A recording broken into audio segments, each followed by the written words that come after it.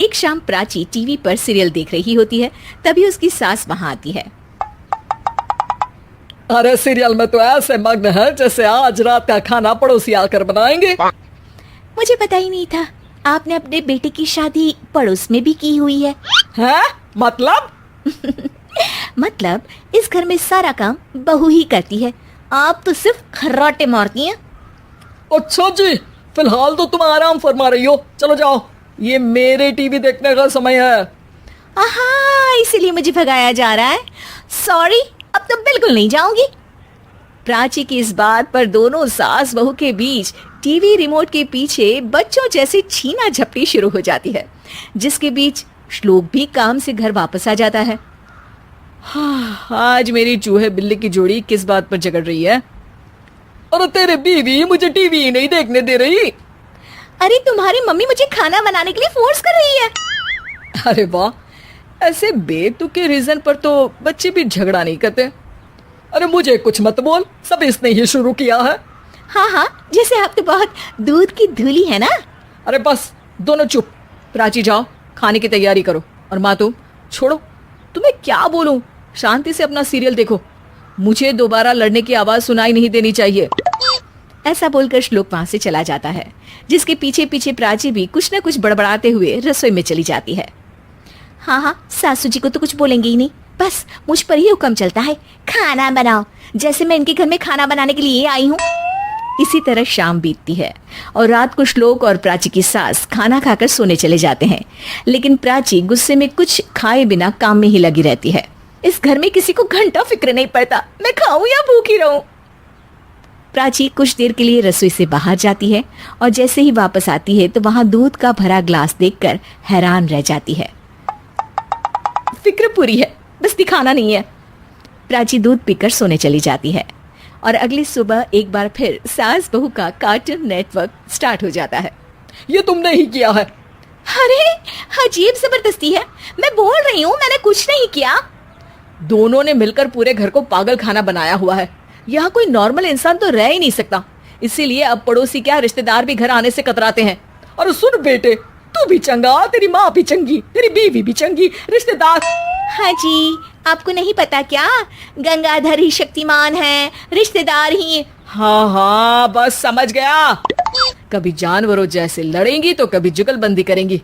भाई मैं आप दोनों के बीच में नहीं फंसना चाहता।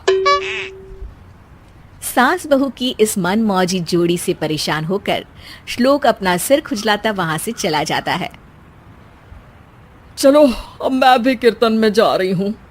इस पर जैसे ही सास कमरे में अपना पर्स लेने जाती है तो वहां नाश्ते की प्लेट रखी देख मुस्कुराने लगती है और नाश्ता करके घर से बाहर निकलते हुए कुछ पैसे टेबल पर रख जाती है, जिसके कुछ देर बाद सिलेंडर वाला घर आता है। ओ मोरी मैया, मैं सिलेंडर के बारे में तो बिल्कुल भूल ही गई थी। घर खर्च के सारे पैसे भी मम्मी के पास है और श्लोक से बोला तो उल्टा 4 बात सुनाएंगे। प्राची ये सोच ही रही होती है कि अचानक उसका चेहरा चमक उठता है और वो घर में आकर इधर उधर देखने लगती है। तभी उसकी नजर टेबल पर रखे पैसों पर पड़ती है, जिन्हें वो सिलेंडर वाले को दे देती है। ये सब श्लोक देख लेता है। अच्छा बेटे, इतना बड़ा घोटाला, सबके सामने मैं तेरी दुश्मन और पीठ पीछे तेरी मेरी यारी। इस पर श्लोक एक प्लान बनाता है और शाम को सब एक साथ बैठे होने पर बोलने लगता है। माँ, तुम दोनों की बहुत लड़ाई होती है, इसलिए मैं सोच रहा हूँ कि प्राची को उसके घर छोड़ाऊं, इससे वो भी खुश रहेगी और तुम भी। अचानक श्लोक की ये बात सुनकर सास बहू शौक से उसकी तरफ देखती है। अरे ऐसे कैसे घर छोड़ाओगे, मुझे कहीं नहीं जाना। अरे तुमने बोला नहीं पर मैंने सुन लिया, तुम्हें मम्मी के साथ रहना अच्छा नहीं लगता, मुझे पता है। अरे वो अरे, जब बहू खुद कुछ काम बोले तो वो तुझे सुनता नहीं, और अब जो इसने बोला ही नहीं वो तू समझ गया। जब उसे नहीं जाना तो फिर जबरदस्ती क्यों कर रहा है? अच्छा, फिर आपको मौसी के घर छोड़ाता हूँ। बस अब आप दोनों एक घर में एक छत के नीचे नहीं रह सकती। मैं इस टॉम एंड जेरी की जोड़ी को और नहीं झेल सकता। है? ऐसे कैसे नहीं रह सकते? तुम्हें इतनी दिक्कत है तो तुम्हारा बोरिया बिस्तर पैक कर देती हूँ, लेकिन मम्मी जी कहीं नहीं जाएंगी। बिल्कुल यही सुनना था मुझे। अगर दोनों में इतना ही प्यार है फिर हर वक्त ये लड़ाई का नाटक क्यों करती हो? देखा मैंने कैसे माँ किचन में दूध रखती है और तुम उनके लिए कमरे में नाश्ता रखती हो, और कैसे वो पहले ही तुम्हारी दिक्कत समझकर घर में पैसे रखकर बाहर जाती है। अरे भाई, इतना ड्रामा तो डेली सोप में भी नहीं होता जितना तुम दोनों ने इस घर में फैलाया हुआ है।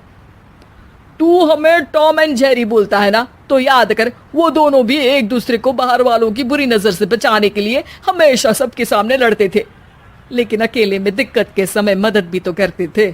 बस हमारा रिश्ता भी कुछ ऐसा ही है। और वैसे भी अगर सास बहू में तू मैं नहीं होती तो दुनिया वालों को कहानियां कैसे मिलेंगी?